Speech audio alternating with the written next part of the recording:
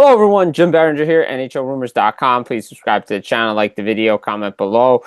The Olympics are over. Team USA is golden again. Jack Hughes scores the game-winning golden goal in overtime as Canada loses to Team USA by a score of 2-1.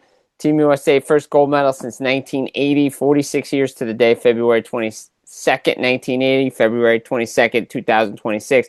Culmination for USA hockey.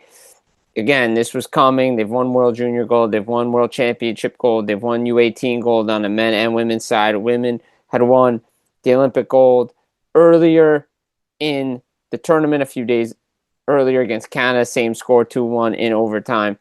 And now Team USA completes it with the Olympics coming to an end.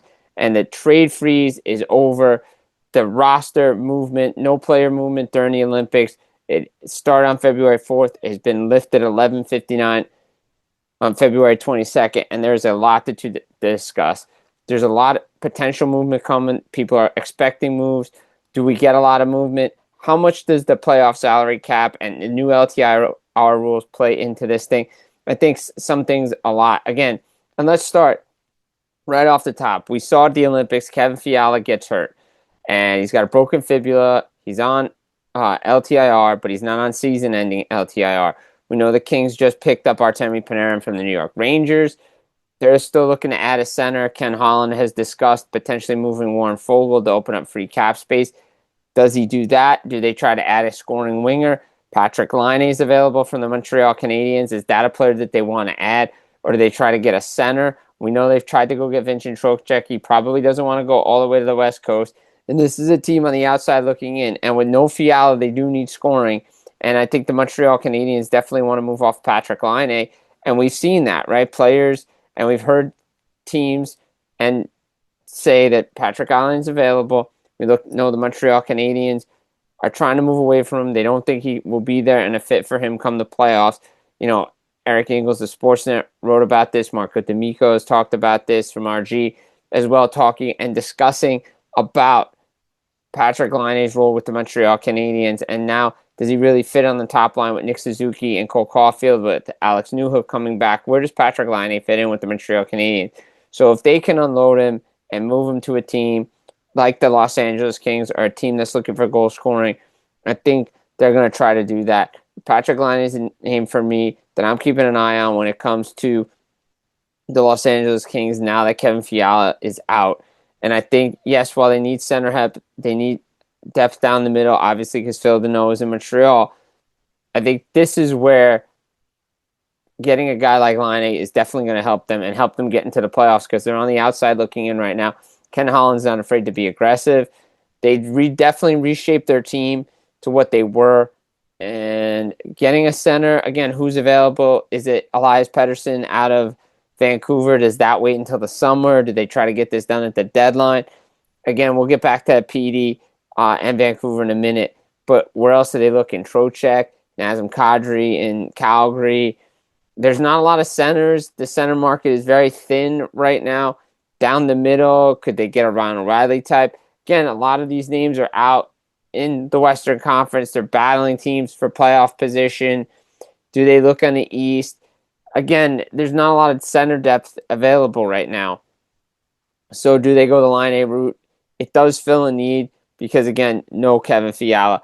So the LA Kings, and I do expect there is going to be movement this first week. There always is. I think the GMs were talking. A lot of them were over in Milan. A lot of them were talking to each other, trying to get some things done.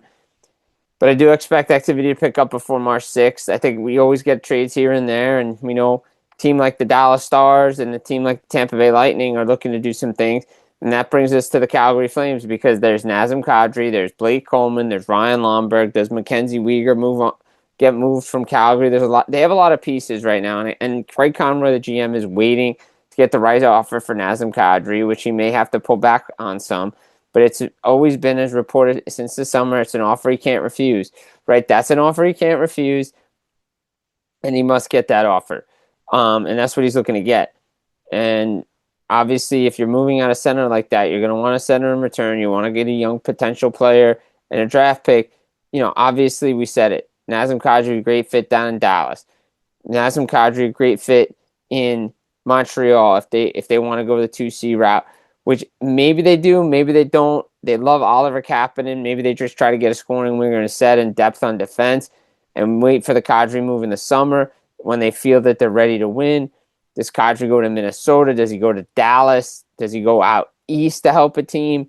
But he's willing to make a move. He's looking, but maybe get a change of scenery here. But again, Calgary's going to stay on their price. Blake Coleman's been, obviously, he's a playoff performer, won 2 Stanley Cups with the Tampa Bay Lightning.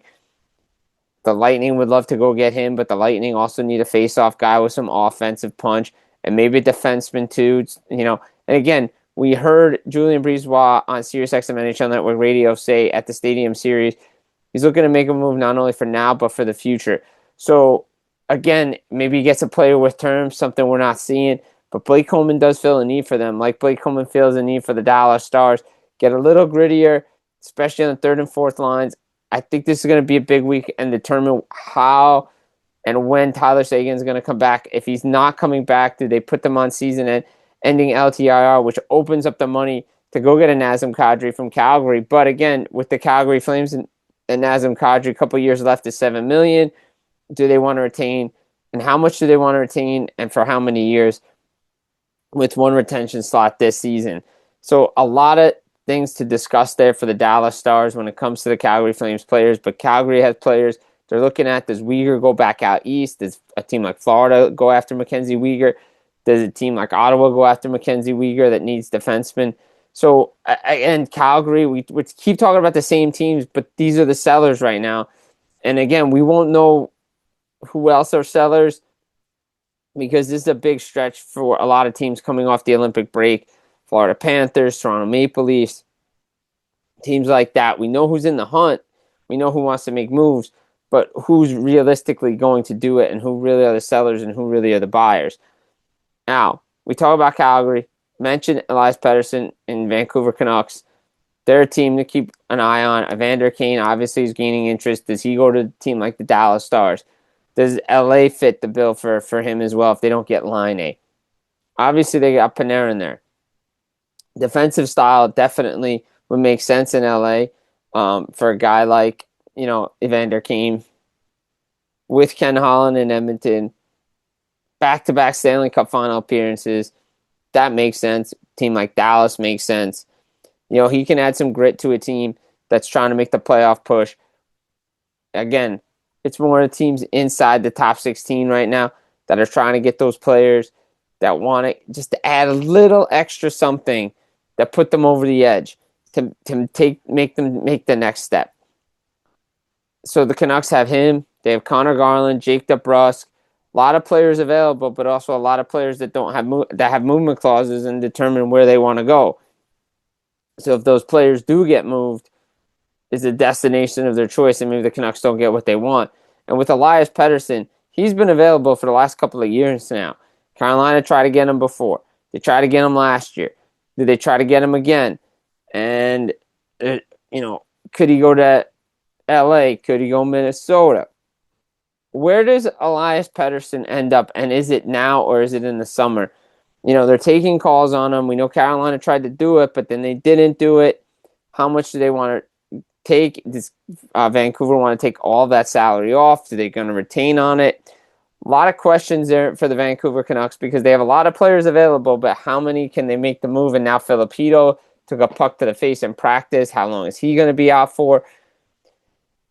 So the Canucks have things to look and needs that they have, but they also want to get players change the sceneries. And if they make a Miller and Pettersson move, then they're just repeating mistakes that they did with Roberto Luongo and Corey Schneider. But they have players, and teams are looking at the Vancouver Canucks for guys that they want potentially for a stretch run. Mentioned, Florida Panthers. Where do they go? Big week, right? We talked about it. Big week for a lot of teams coming in off the break. The Panthers are 8 points out. We know Bill Zito made big trades last year to get Seth Jones, right? He moved out Spencer Knight to get him. Now they have a top 10 protected first-round pick that went to Chicago.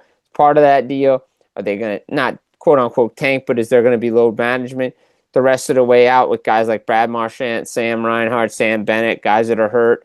These guys were definitely hurt at the Olympics. You could clearly see it.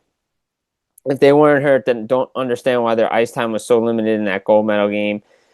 As far as what they want to do, somebody has to go on season-ending LTIR for them to do anything. They don't have the cap space right now. No, Kulikov's injured. Alexander Barkov's been skating. What are they going to do, right? Barkov's progressing. He could come back in the lineup before the playoffs, maybe in the playoffs. They got to get there first. What about Sergei Bobrovsky?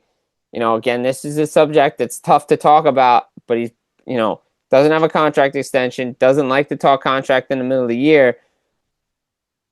Could they move on from him? Is it the discussion they're having?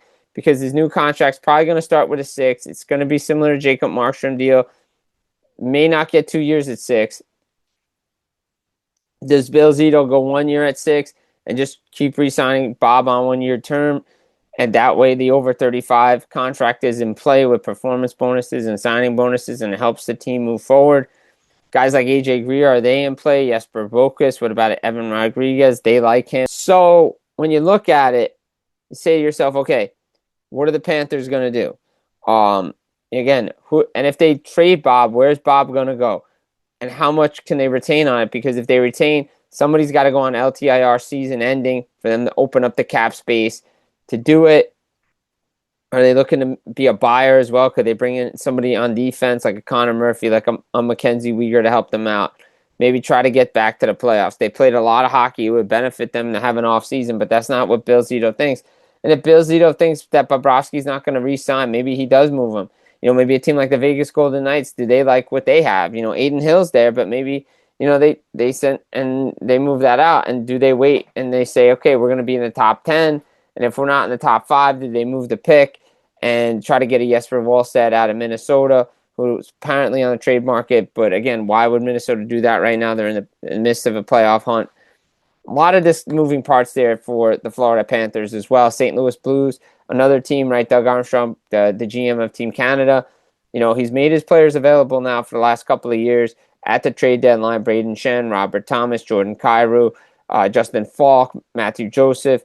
The prices are high, and rightfully so, especially for Kyrou and Thomas, because they're right in their mid-20s, in their prime. I think Kyrou needs to change the scenery, but he's not wavering from his prices for those players. And it's as we've discussed here on NHL Rumors, it's now or never for the St. Louis Blues to make these moves. You can't keep everybody on the trade market just for this player bump and this team bump every year. Eventually, you got to make a trade, or nobody wants to trade with you. And is Jordan Binnington in play? He had a great Olympic tournament. And, he's got a reasonable contract. He's got trade protection. But all the contending teams have goalies. So where's he going? And the Edmonton thing's out of the picture because, again, they traded for Tristan Jarry, and he didn't want to go there. And the cap is an issue. The cap for Vegas is an issue as well. Where would he go right now? I think that's more of a son of a time move, but I think, teams are circling on all their players, especially Shen, especially Falk, especially Joseph. We've seen Nick Buzak go to New Jersey. St. Louis is a team to watch, and we mentioned the center market and Vinny Trocheck and the New York Rangers. It's a good place to end, right? You got Trocheck, we heard Minnesota, we heard Detroit, Carolina, our team's interested in Vincent Trocheck. Look at his penalty kill ability. Look what he can do down the middle of your lineup. Gives you depth in the playoffs. Good performer. Does Alexis Lafreniere move in a hockey trade? Does Braden Schneider move in a hockey trade? What are the Rangers doing coming out of the break? We know that they want to retool, but Chris Drury doesn't know how long it's going to be, so that means it's a rebuild. And they want to keep giving up on 22, 23-year-old players that haven't developed yet because their system is poor. There's no drafting and developing. And now we're just waiting in the wings for some of these players to just, get hot shot into this lineup. So, but I think Vincent Trocheck's definitely on the move. As far as Lafreniere, could wait till the summer. But again, got to get him done before his trade protection kicks in. It's modified no trade protection. Again, Vinny Trocheck has some say against 12-team no trade, but he could fit up in Montreal as well. He wants to stay in the East. So Minnesota might be out of it, but again, if the price is right, he can move to the Western Conference. So a lot of moving parts as we come back from the Olympics. Trade freeze is lifted. We're going to be diving into even more Philadelphia Flyers rumors. We got Toronto Maple Leafs, what they're going to do. What are the New Jersey Devils going to do? Are they going to make a hockey trade outside of what they've done already? Who can they really move? Is Dougie Hamilton still in play? So a lot more things to dive into later in this week. But this has been Jim Biringer here, NHLRumors.com. Please subscribe to the channel, like this video, comment below on who you think potentially could be on the move first. Who's the first team that's going to make a move coming out of this Olympic break? Guys, take care and enjoy the stretch run to the playoffs.